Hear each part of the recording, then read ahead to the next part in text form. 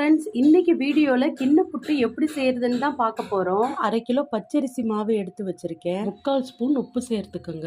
இப்போ லேசாக கலந்து விட்டுருங்க. இந்த அளவு சூடாக இருக்கணும். சூடான இந்த தண்ணி எடுத்து கொஞ்சம் கொஞ்சமாக தண்ணி சேர்த்துக்கிட்டு இந்த மாதிரி கை விடாமல் கலந்துக்கிட்டே இருங்க. இப்போ நம்மளோட புட்டு மாவு ரெடி ஆயிடுச்சு. இந்த கிண்ணத்தில் கொஞ்சமாக ஆயில் சேர்த்து தடவி வச்சுருக்கேன். இதில் திருவுண தேங்காய் கீழே சேர்த்துக்கலாம்.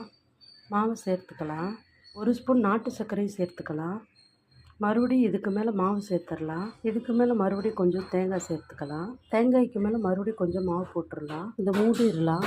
கேஸ் ஆன் பண்ணி குக்கரில் தண்ணி வச்சு தண்ணி இந்தளவு கொதிக்கும்போது மூடியில் விசில் எடுத்துட்டு மூடி வச்சுருங்க. இப்போ விசில் உள்ள இந்த இடத்துல இந்த கிண்ணத்தை எடுத்து கரெக்டாக ஃபிக்ஸ் பண்ணிவிடுங்க. ஹை ஃப்ளேமில் இந்த மாதிரி ஆவி வர்ற வரைக்கும் நல்லா வேக வச்சு எடுத்துருங்க. இதை எடுத்து ஒரு பிளேட்டில் ட்ரான்ஸ்ஃபர் பண்ணிடலாம். சூப்பராக நம்ம புட்டு